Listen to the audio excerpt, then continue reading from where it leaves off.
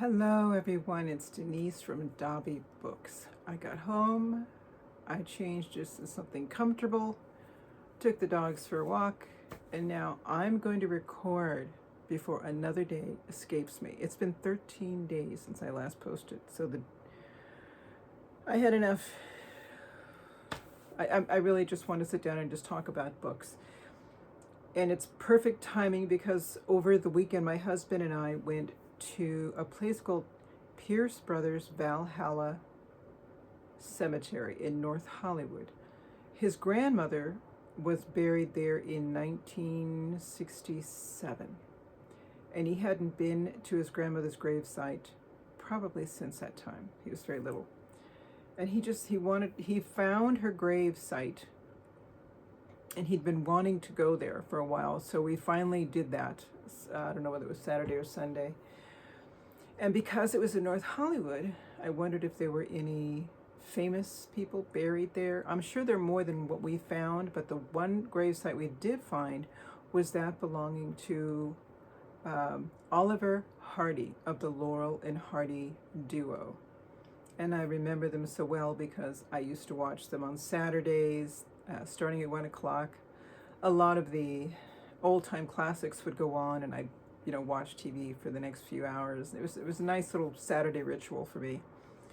And I think they moved his original gravesite probably because of fans coming by, and perhaps it was safer to sort of redesign where he was buried. So there's a plaque on a wall in a corner of this particular section of the cemetery, which I'm providing some video and movies of. And then after we visited his grandmother's gravesite, we went to the Iliad Bookstore, which is a huge bookstore that's been there for a long time. It is just floor to ceiling bookshelves. I found a lot of books there that I haven't found in other locations, and I found books from authors that I'm following that I have not been able to find anywhere else. And let me show you one of them. I remember I told you about an author that I discovered, and his name is Louis Auchincloss. His name was probably pronounced Louis, I don't know, but I'm going to say Louis Auchincloss. I loved his prose. I just found it so interesting, but he's no longer in publication as far as I can tell. And no matter what older bookstores I went to, I just couldn't find any hard copies of his stories. So I was thinking, well, I'm just going to see if I can find any on audio. That was even harder. But when I went into the Iliad Bookstore, which is fabulous, I'll be showing you videos of that as well, I found two books by Louis Auchincloss, and one is her Infinite Variety. This book is in excellent condition. Hard copy, has the cover on it. I don't think it was a library copy. I don't see evidence of that anywhere inside here. And Louis Auchincloss, I want to find a little snippet that tells you something about him. It isn't in this one, but he writes, of the stories that I've read of him so far, it seems to be he writes about an upper class group of Americans who live in New York, Manhattan, I would think. And I wasn't wrong, because in this second book by him, The Book Class, which is about a women's book group that began meeting at around 1908, and then you read about their lives as the different historical periods occur. I think of the Prohibition, World War I, the Roaring Twenties, World War II. To me, it promises to be a fascinating story. So I was glad I got a hold of this. Again, this is another book in excellent condition with the Mylar cover on it, but I don't think it was a library copy that I can tell, but it may have been. And this is the book, I believe, that covers a little bit more about Louis Auchincloss. It says he was born in 1917. This is a bio that's talking in the present tense. Born in 1917, brought up in New York City and educated at the Groton School, Yale University, and the University of Virginia Law School. In 1941, he began his career at a Wall Street law firm. During World War II, he served with the Navy as a skipper of the LST in the Pacific Theater. In addition to being an eminent author and a practicing attorney, he is currently president of the Museum of the City of New York and a member of the National Institute of Arts and Letters. And at this publication, he had already written 35 books, and 26 of them were fiction. And he lived in Manhattan. This book here, The Book Class, was published in 1984, and the first one, Her Infinite Variety, was published. This one says copyright 2000. So I don't know when he passed away. Obviously it's not that long ago. If I could present a picture of the author to you. That's Louis Auchincloss. So I have these two by him in excellent condition, hardbacks, The Book Class and Her Infinite Variety. And this is about a woman named Clara, raised in the upper echelons, who throughout her life has several husbands, and because she has certain ambitions. And this is the story of what she does. And I guess that's why the catchy title of Her Infinite Variety. And another author I found, another one who I had a very difficult time finding anywhere, is Richard Yates. And there were a handful of his books there. Obviously, Revolutionary Road was there. There were a couple of the Easter Parade. Both books I've listened to on audio because I couldn't find an actual book. And I hit the jackpot because I got the Everyman's Library edition of Richard Yates. And these are the first three stories. The first two I read, Revolutionary Road and the Easter Parade.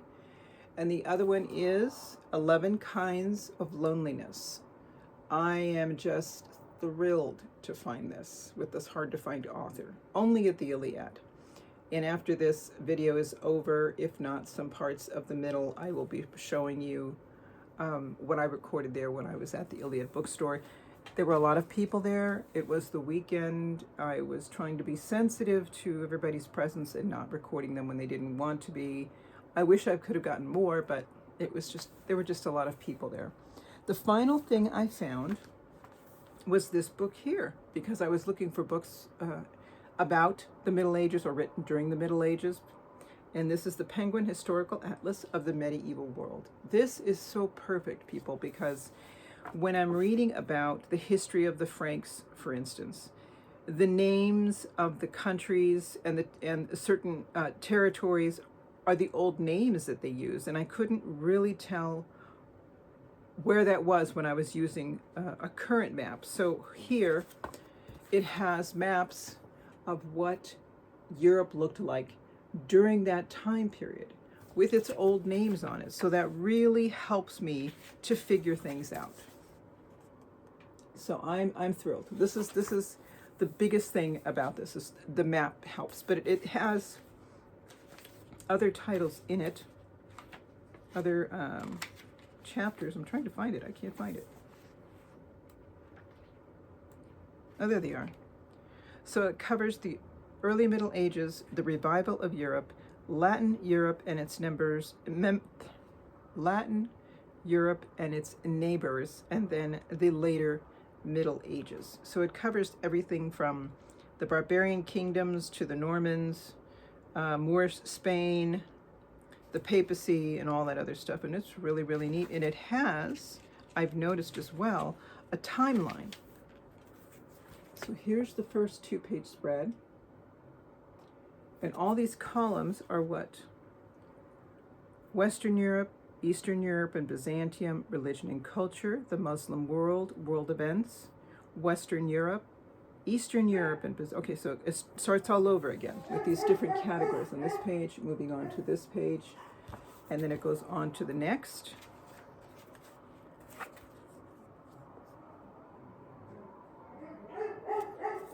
And then I think that's it. It ends at 1500. Yes.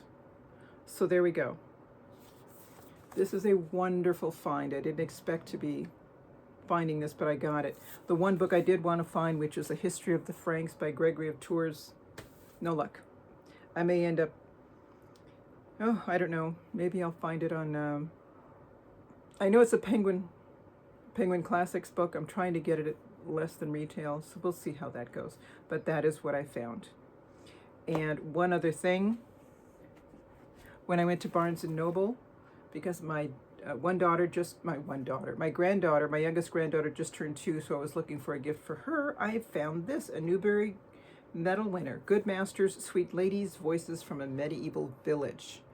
And I knew about this book, but I didn't know about its contents. And what this book has is a collection of short stories, poems, songs that were written and used during the Middle Ages, as well as this lovely map. This is wonderful that this is for younger audiences, and they're getting this. Hugo, the Lord's nephew, Taggart, the blacksmith's daughter, all these stories, and they're written in verse. And there's also, there's the short story of Will, the plowboy. With lovely little illustrations. And it explains the 3-field system with an illustration. There's something else I wanted to show you in here. So here's an example of a song sung during the Middle Ages.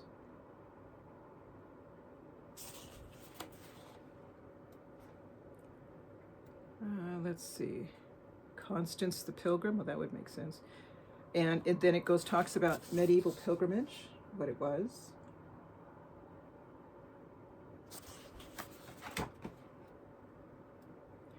Then we have, oh, it has one on Otho.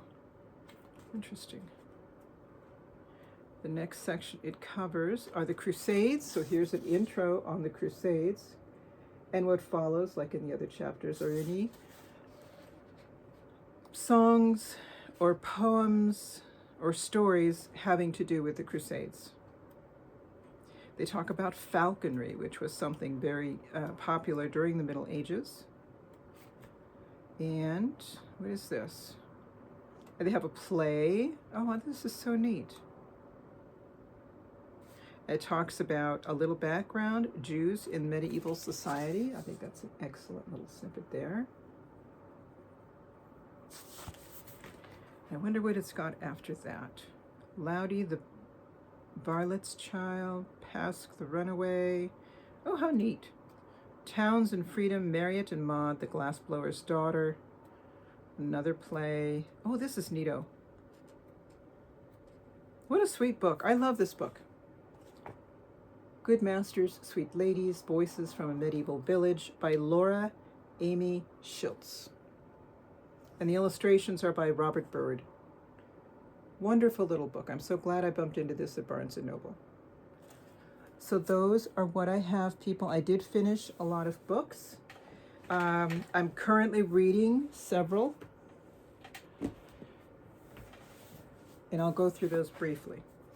I am doing something for Lent. I decided to participate, so there's a study going on.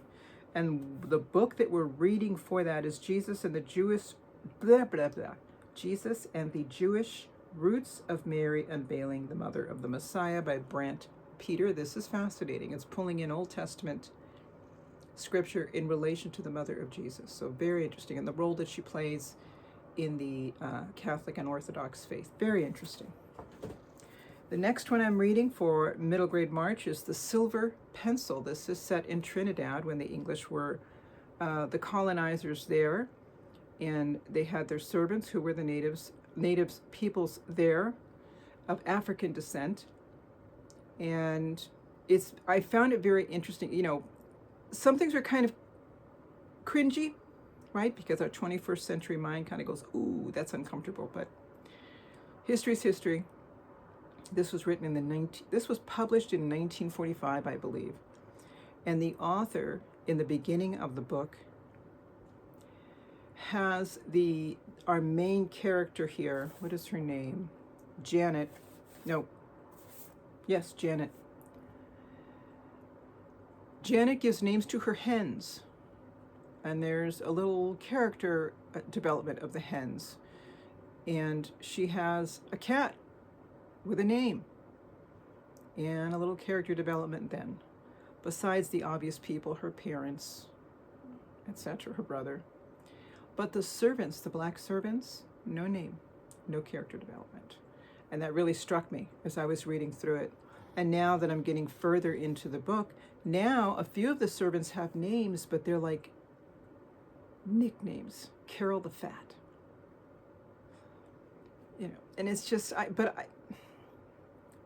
perhaps, I don't know if it's the author or the author striving to give a picture of what the view was of the colonizers of the native population there and how they viewed them and spoke about them.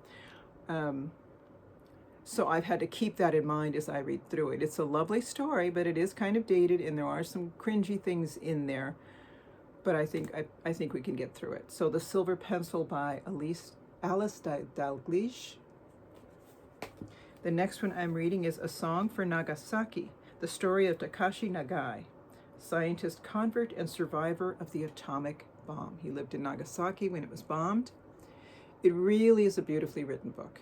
They're incorporating Japanese culture and language, and it really weaves it in beautifully into the story, so you really appreciate where our main character in this memoir, this biography, you can understand why he was anxious or proud or hesitant in some way, because you had that context given to you, and I think it's done very well.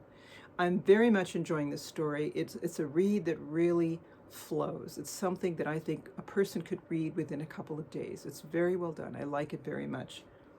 The author's name is Paul Glynn S.M., so that tells me this is a priest who wrote this book. Okay, A Song for Nagasaki. And I'm reading this for my real life book club group that we meet once a month on about the third Thursday of the month. I just found them last month, and they had just finished reading Cannery Row by John Steinbeck. I hadn't read it. It was my first meeting there, but it was just really neat listening to everybody's insights on what they got out of that book, and I'm going to be bringing those comments with me when I do finally get to sit down and read Cannery Row. Another book I'm still reading for my Middle Ages study is The Compendium of Theology by Thomas Aquinas. As some of you may know, this is a condensed version of his Summa Theologiae, which was a multi-volume opus. And this was written, the Summa was written for the educated, for the theologians and the philosophers. This compendium was written for the everyday person. And St. Augustine's objective was to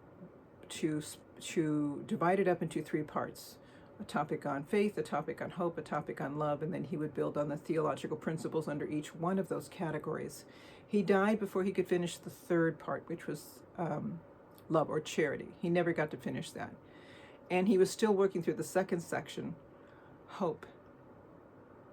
That's incomplete, but he did finish the first part, faith. And he breaks that up. He introduces God and the attributes of God, and then he goes into each person of the Trinity, Father, Son, Holy Spirit. So this is where I'm at right now. It still is in some parts a little dense, so you have to stop, go back and read it again a little more slowly, and a second read the following day of the material you covered the day before is a good idea. It just helps to clarify it for you. All in all, I think your average person could read this, but it's definitely not something that you can sit down in 1 or 2 sessions and complete. So it's a good book. but a little dense. And the last one, this is the one that I pick up and put down and pick up and put down because I have other commitments, and there are this book and one other book. Sometimes I have to pause and put it down for a little while, and then I can come back to it. And I've come back to this, and each time I do just fine. I may have to review a little bit, but I have to say I really enjoy the author's writing. It carries me through. It makes me interested to find out what's going to happen next. Carolyn Nelson was a classmate of mine in college, and this was her first book that she had published, I think, before I met her. And in our senior year, she was finishing up another book entitled Benighted, which I haven't gotten to yet because I want to finish this one first. So I'm almost done with this one. I'm getting there. Again, Silent Flame. And that's it, people. We're caught up for now, and then I'll see you again in a few days. It's not going to be another 2 weeks. My gosh, that was too long. And the rest of this video, I'm going to show you the snippets and pictures that I took at the Iliad Bookstore in North Hollywood. See you later, everybody. Take care. Bye-bye.